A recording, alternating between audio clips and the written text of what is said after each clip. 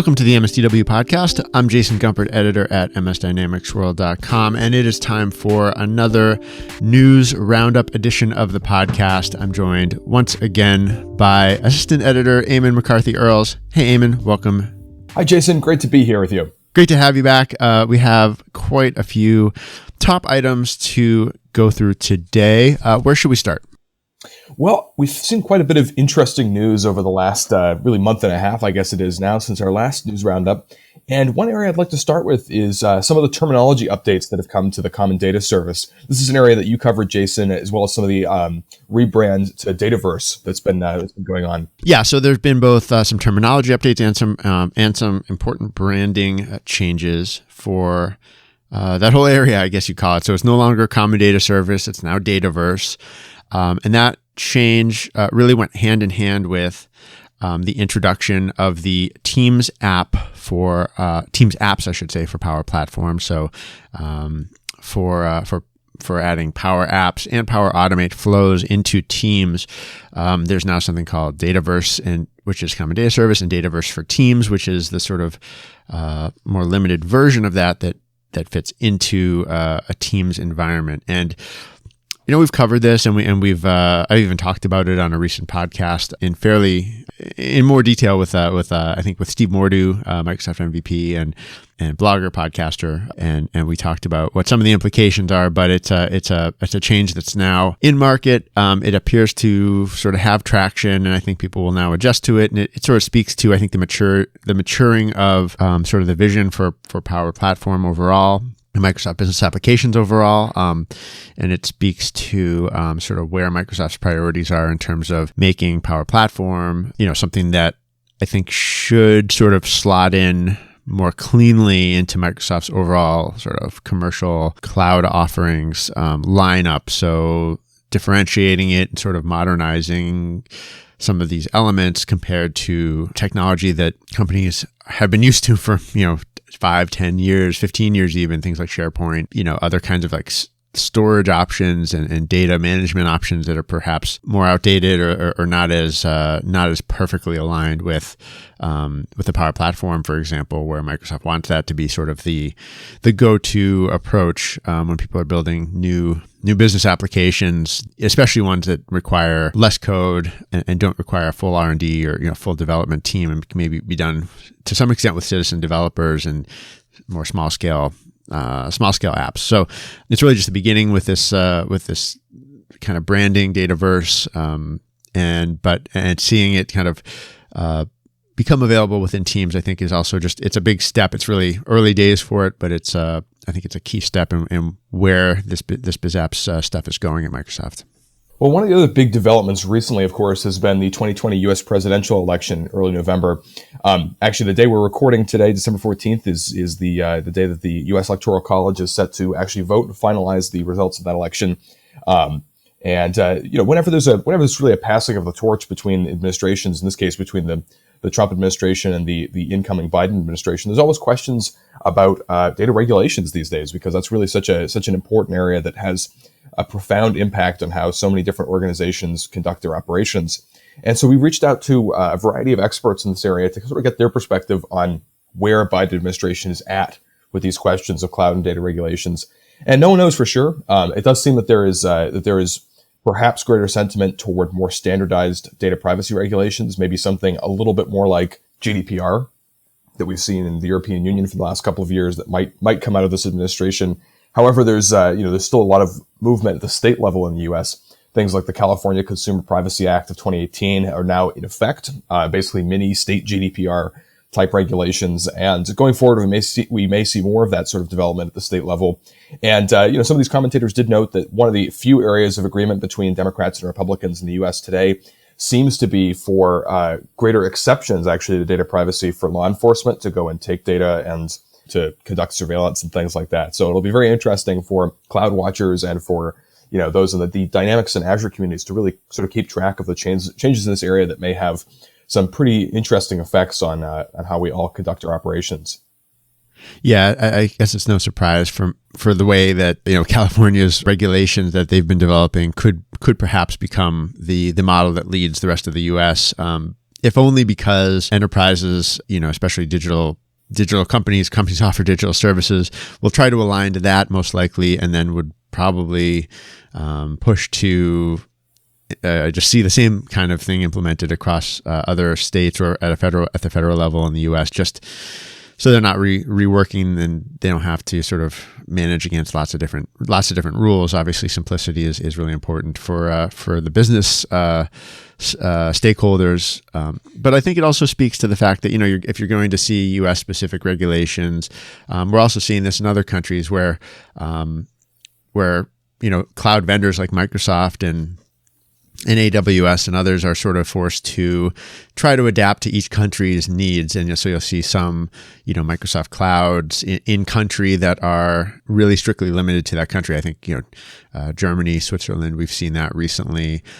Certainly other countries where Microsoft stands up cloud data centers, Azure focused data centers, offering Azure services, they often talk those up in terms of their ability to keep everything in country and abiding by that country's privacy laws and regulations. And so, I think I also just wonder how Microsoft is going to be perhaps, looking at how much more of that they're going to have to do in the U.S. to kind of keep up with the evolving regulations here too. I think, and just to go back to California, I think that very well could lead the nation in terms of consumer privacy standards, and I think we very well could see that evolve, as you said. Well, speaking of major leaders in the tech industry, you've done some very interesting reporting on the Microsoft Salesforce relationship and sort of the strange ways that relationship continues to evolve. The latest fold in that relationship obviously is Salesforce's announcement that it's acquiring Slack. It got a huge amount of coverage a week or so back, maybe even almost 2 weeks back at this point. It's a great example of how Salesforce gets itself into the news. Again, I think I touched on this on a previous recent podcast, but it's you can talk about what the potential of Salesforce and Slack together really means, and lots of people have done that. What it made me think of was just sort of this complicated relationship that the two companies have had over the years now. They try to partner. It never seems to work out all that well. They both seem to understand that the other has a very significant role in the marketplace. Salesforce obviously is a dominant CRM cloud vendor, and Microsoft as a dominant vendor in a lot of other areas, cloud and productivity, workplace productivity, and it has its business apps presence, which I think has actually grown and improved the more Microsoft has tried not to compete head to head with Salesforce. The more its CRM strategy has sort of built on its own strengths. I think that the stronger it's become. Not necessarily in terms of market share; it's still far behind Salesforce in sort of business applications market share overall, but and revenue. But I think it's a stronger product now than it was 3-5 years ago. And it's not because it was, it's, I think in part because it sort of let go of trying to be a direct competitor to Salesforce. Anyway, that's sort of my 2 cents on that aspect. But now buying Slack, Salesforce sort of has a whole new chapter in its competition with Microsoft. It wasn't competing. Salesforce has had, its collaboration tools for several years now. It's had Chatter. It had another one that I'm blanking on the name of. Some of those have gotten long in the tooth, so in a sense, you can understand why they would maybe want a big splashy acquisition like Slack that can do something much more comprehensive and allow the company to compete with Microsoft and others, who might be offering workforce collaboration, because that really does seem to be a very promising sort of growth area in this era. So anyway, it's a complicated relationship. It's I would say a somewhat acrimonious one. I mean, whenever Microsoft partners with big enterprise software vendors in the world, SAP, Oracle, Adobe, others, Salesforce is never on the list. I mean, they rarely make these deals. When they do, even those don't seem great from the outside. They seem like a photo op for Salesforce. They seem like Microsoft kind of half-hearted a lot of the time. This is just another way that to me, Salesforce manages to kind of get itself back into the Microsoft picture to some extent, and probably to be a competitor in more of the areas that Microsoft's a competitor. So it's interesting, complicated. It's definitely something that I think everyone will be watching in 2021, both on the financial side and the markets, and in the sort of the industry watchers in the enterprise software space too.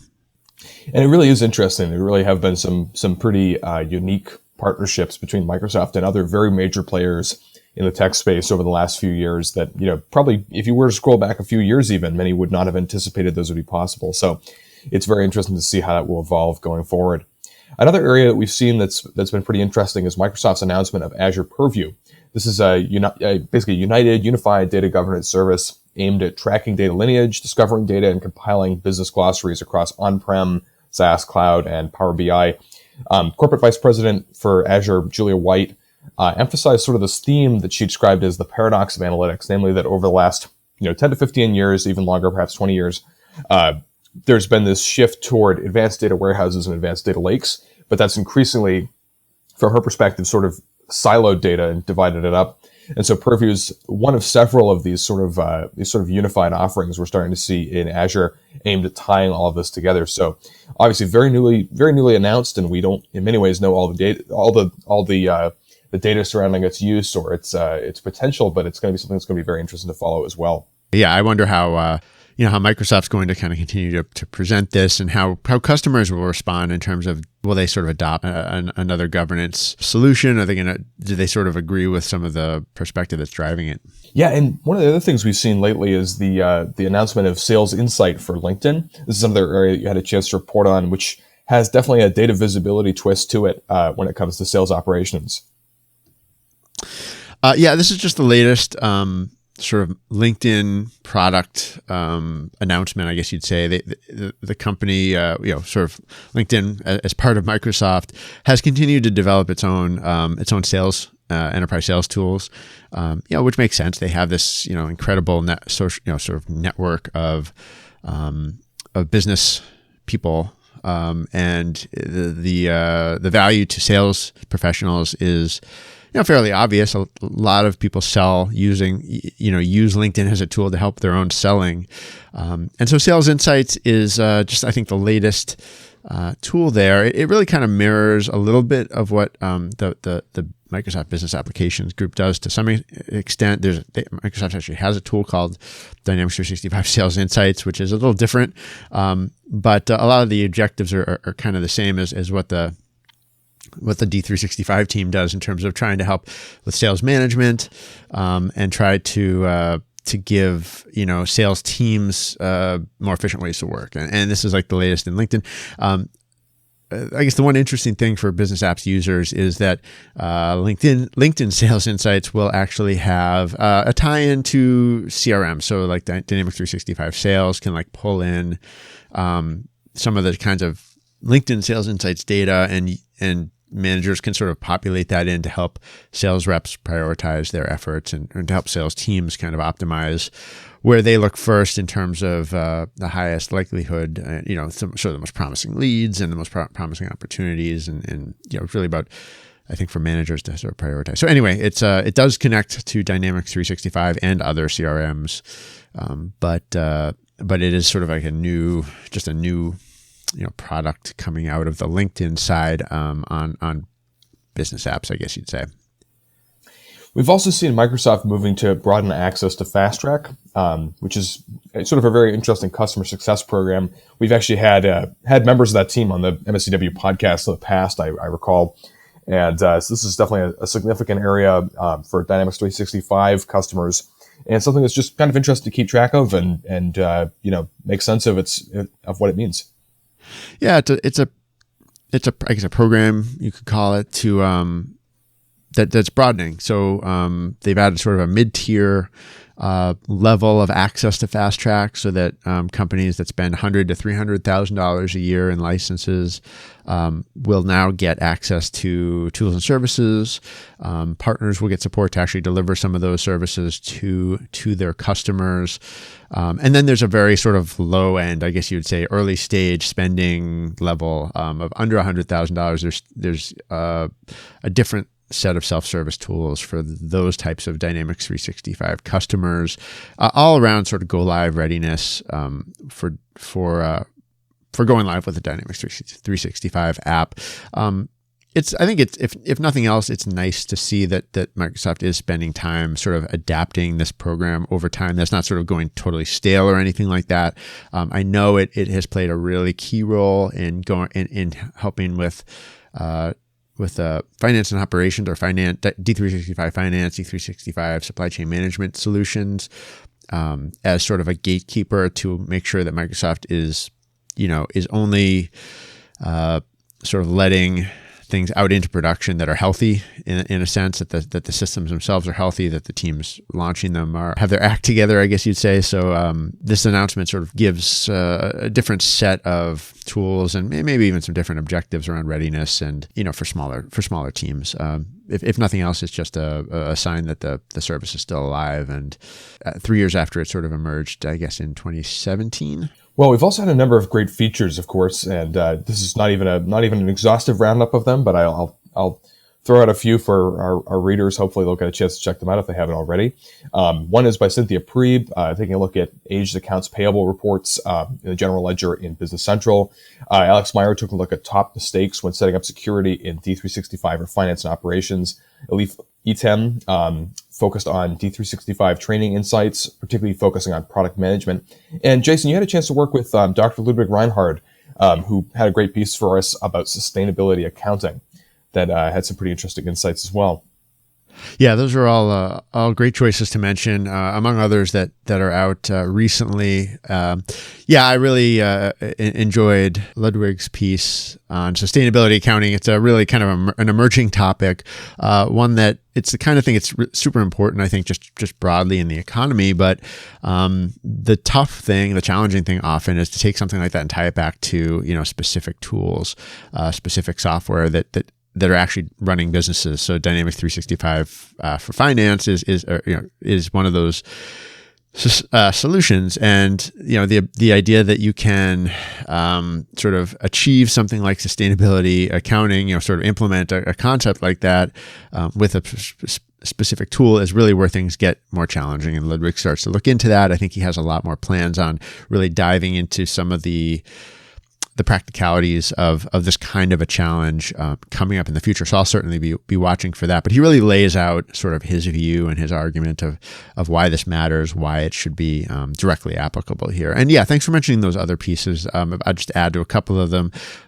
If you're a Business Central user and a finance professional, you really want to check out Cynthia's piece. It really explores I guess kind of a small but very, very important change that really could be affecting reporting. So definitely check that one out. I know it's something that for Cynthia and the team at New View Strategies, where she worked, it was something that they considered actually fairly urgent. So I know that's been a popular one on our site. And Alex Meyer, his new security article for D365 finance and operations, that really goes back to, I know he has a new security training digital offering out there, and there's also information on that in the article. He's really one of the premier security experts in this area, and I think his new offering and his new article both really tie into that. We continue to move along with our Dynamics 365 Training Insights series. We're up to session 4. I know we have quite a few more. Elif Etem actually has quite a few more that she's been developing, and those are really great. They're each one looks at a different area of the product or user type, user profile, and the kind of training that those types of users need in going live with D365 finance or D365 supply chain management. Each one's a write-up and also a sort of a video presentation as well. Really a nice format for presenting that. So it's great to have the next in that series up as well. And I think with that, Eamon, what do you have coming up as you look ahead? Well, one of the things I am working on this week is our latest flows from the field. This will be taking a look at everything going on in Power Automate and Power Automate flows at the moment. I'll also be putting together some end-of-year wrap-ups. It's hard to believe that 2020, a very long year for many people, with many tumultuous shifts, is actually coming to an end. And so we'll take a look at some of the top technology news of this year. Primarily, I'll be looking at Azure, but I'll also probably be focusing my attention on different areas of Dynamics as well. So how about yourself, Jason? What will you be focusing on?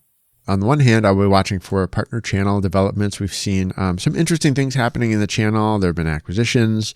There have been some interesting new hires that I plan to be writing about, or at least talking to people about and learning more about as we go forward here. We've got a couple more podcasts in addition to this one with some real Power Platform veterans for if you really want an enterprise perspective on where Power Platform is having some success and how it's maturing in especially the large enterprise and mid-market, as opposed to the SMB market.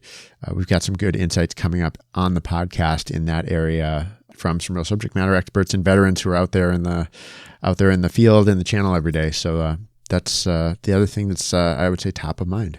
All right. Well, with that, I think we are ready to end. Eamon, thanks so much for joining once again. Always great to be here, Jason.